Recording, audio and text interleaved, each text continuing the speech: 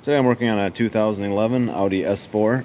It has the keyless entry, just showing you kind of how you replace the sensor in the handle.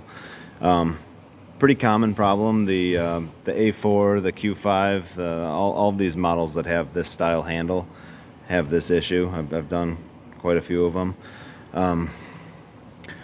It's not too bad of a job, really. I know I'm already kind of into this, but you once you open this, you pull this plug out, you undo that screw. You just pull it out till it's not 100% out, but it's hanging by a thread or two, and then you can wiggle the lock cylinder out. That's all that's required. Just undo the plug, undo the screw, wiggle the lock cylinder straight out, and then this handle here slides back towards the back of the car, and then you can rock it out.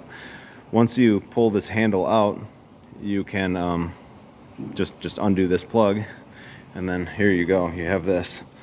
So with the handle out of the car, this is what the new sensor looks like. It's not the whole handle assembly, it's just this sensor that goes inside the handle. So what you have to do is pull this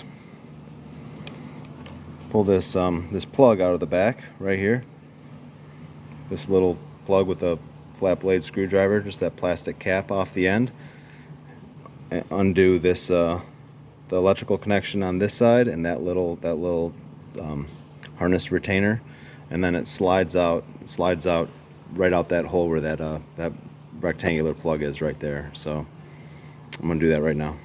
Right now, with the little cap off, that little wire and the harness undone, it just pulls right out this back side. So you just wiggle that right out the back, pull it all the way through, and then take the new one, fish it in the same way, clip the harness in, put the plug where it belongs, and stick it back in there. It's not too bad of a job. So hope this helps.